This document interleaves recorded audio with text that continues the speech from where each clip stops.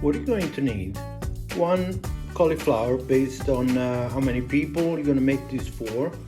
They come in different sizes. 1 cup of peeled tomatoes, some vegetable broth. You can make your own or you can buy some pre-made.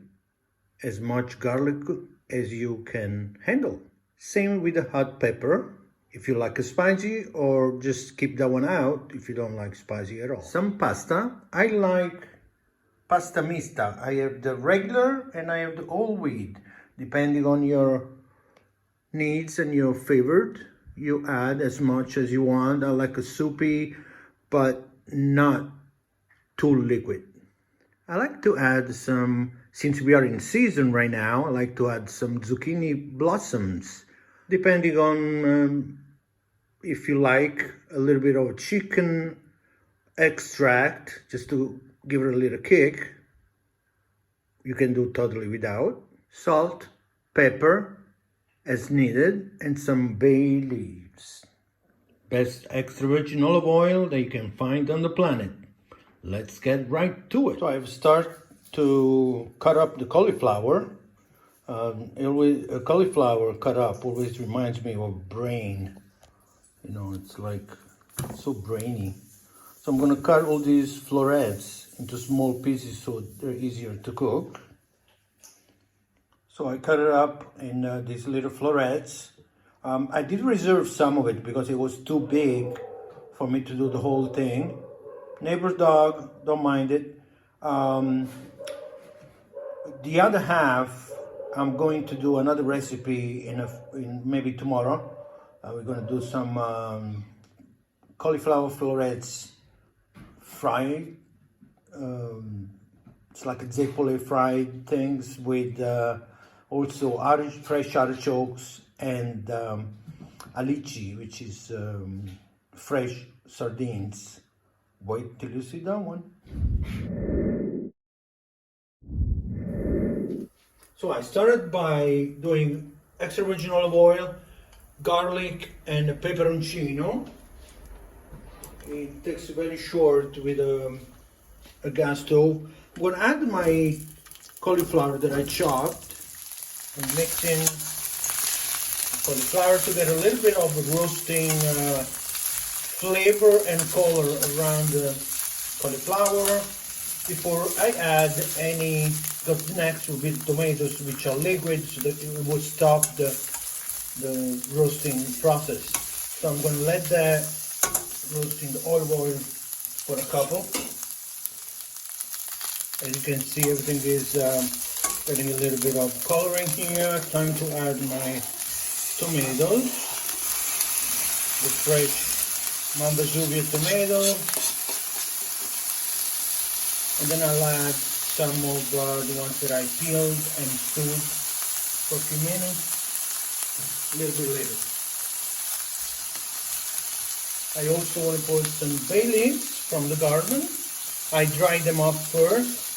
I mean, you could put them fresh, but for some reason, while with basil and many other things, I would not suggest to dry them first, but bay leaves take a tremendous amount of, pack a tremendous amount of flavor when you dry them. So let's wait for that, and let's go do a couple more things.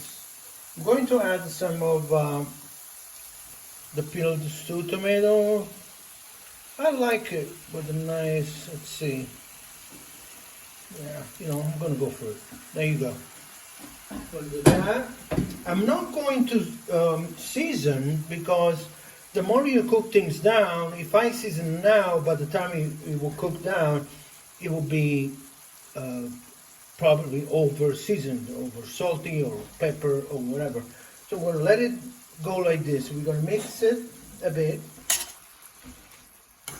Believe me, this is such a hit with a lot of people that don't even think about make such a wonderful meal, because it is a meal. After you add pasta and everything else, it is a thing. At a certain point, I even made something similar at a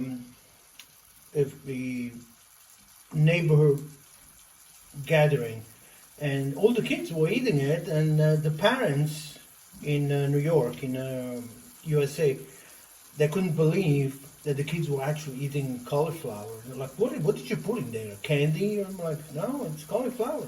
I wonder though, would it be good to candy cauliflower?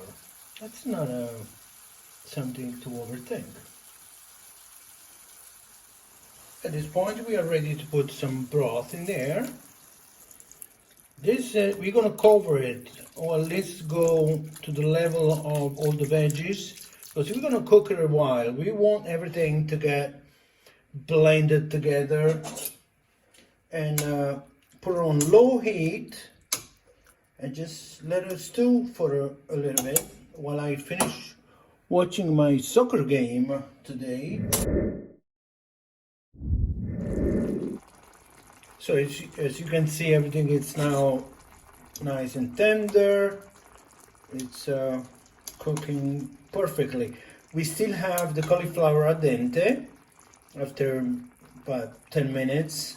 And it's very watery, but here's the trick. We don't want to cook the pasta on the side and add it, because we will lose a lot of the characteristics of the starch and with pasta. By the way, being that we're using whole wheat, but whole wheat stays al dente really strong. So we want to keep some of this liquid, and this is the time that we're going to add it to the dish.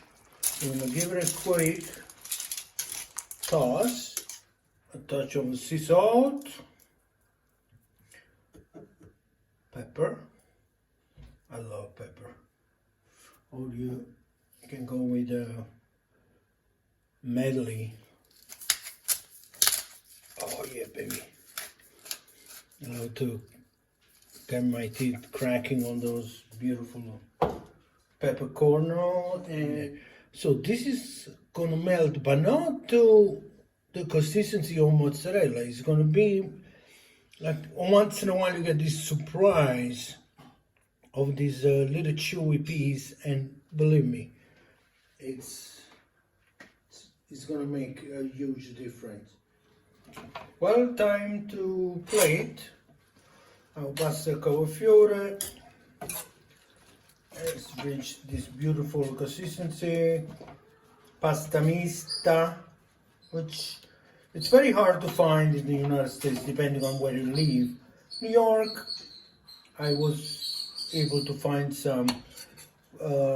Florida and California, it was next to impossible.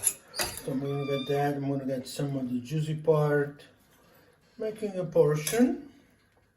Now I'm taking these blossoms,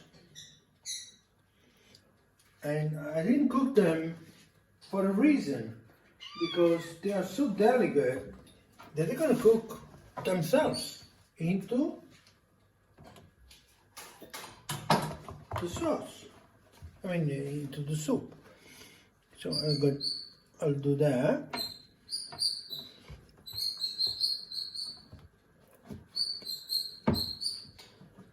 Maybe I'll put another one in there. There we go. Some more of those Parmigiano scaglie shavings, a little bit of that. A little tree, and a last touch of olive oil. Well, I hope you have a wish. You had the smell vision or taste vision. Enjoy it right there. Pasta e cavolfiori. This is a poor dish from a pure cuisine, what we ate after the wars, things that grew and really fed a lot of people when nothing else was available other than things that grew really natural, like this. Buon appetito from my kitchen.